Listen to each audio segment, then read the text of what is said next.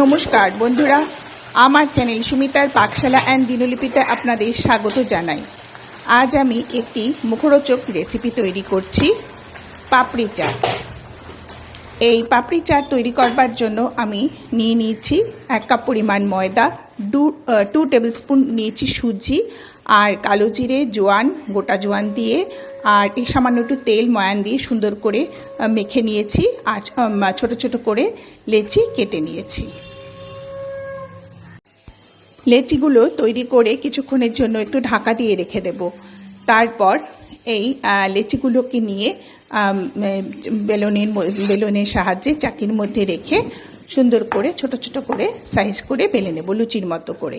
এই যে এরকম সাইজ করে বেলে নিয়েছি। এইবার একটা কাঁটা চামচের সাহায্যে এগুলোকে একটু ছিদ্র করে দেব এর মধ্যে, যাতে ফুলে না ওঠে। এইভাবে আরও একটা লেচি নিয়ে বেলে নিলাম আর কাঁটা চামচের সাহায্যে ছোট ছোট করে ছিদ্র করে দিলাম। এইভাবে আমি সমস্ত পাপড়িগুলো রেডি করে নিচ্ছি। কড়ার মধ্যে সাদা তেল দিয়ে দিলাম, দিয়ে তেলটা একটু গরম হতে দেব। তারপর এই যে বেলে রাখা পাপড়িগুলো এই গরম তেলের মধ্যে দিয়ে খুব সুন্দর করে ভেজে নেব। এবার এই পর্যায়ে ফ্লেমটা থাকবে মিডিয়ামে, আর ভালো উল্টে পাল্টে সুন্দর করে সমস্ত পাপড়িগুলো ভেজে নিচ্ছি। এই যে দেখুন, এই পাপড়িগুলো বাইরে থেকেও কিনে নিলে হয়, কিন্তু ঘরে তৈরি জিনিসটা অনেক বেশি ভালো হয়। এই জন্য এইভাবে খুব সহজেই বাড়িতে পাপড়ি তৈরি করে নেওয়া যায়।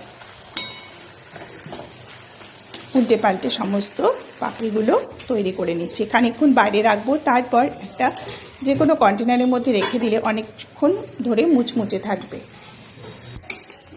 শুকনো কড়ার মধ্যে জিরে আর শুকনো লঙ্কা দিয়ে হালকা করে একটু ভেজে নিচ্ছি। ভেজে এবার মিক্সার গ্রাইন্ডারে জারে গুঁড়ো করে নিচ্ছি, নিয়ে একটা ভাজা মশলা তৈরি করে নিচ্ছি।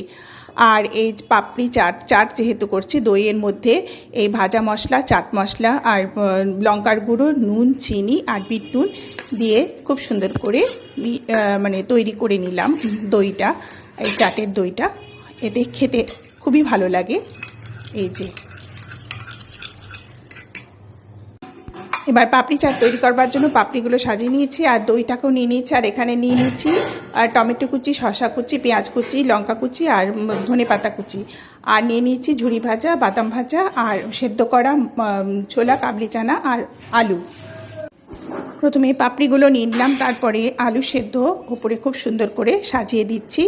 তারপর এই সেদ্ধ আলুর ওপরে দিয়ে দিচ্ছি সেদ্ধ যে চানা মটর ছিল সেগুলো দিয়ে দিলাম।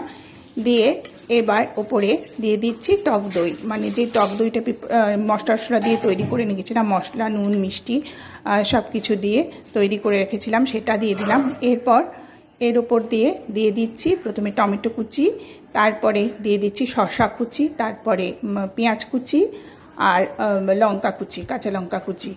সব কিছু সুন্দর করে একটার পর একটা করে সাজিয়ে দিচ্ছি।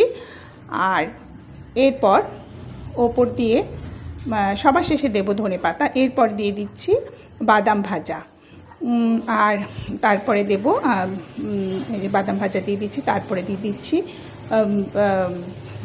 তেঁতুলের চাটনি, যেটা তৈরি করেছি সেই তেঁতুলের চাটনি। আর তেঁতুল চাটনি না থাকলে আমরা টমেটো সসও দিতে পারেন, তবে খেতে অত ভালো লাগে না, তেঁতুলের চাটনি দিলেই ভালো লাগে। আর এরপরে দিয়ে দিচ্ছি ঝুরি ভাজা ওপর দিয়ে, খুব সুন্দর করে সাজিয়ে দিচ্ছি। আমার আজকের রেসিপি পাপড়ি চাট তৈরি হয়ে গেছে। এতক্ষণ আমার সঙ্গে থাকবার জন্য আপনাদের ধন্যবাদ।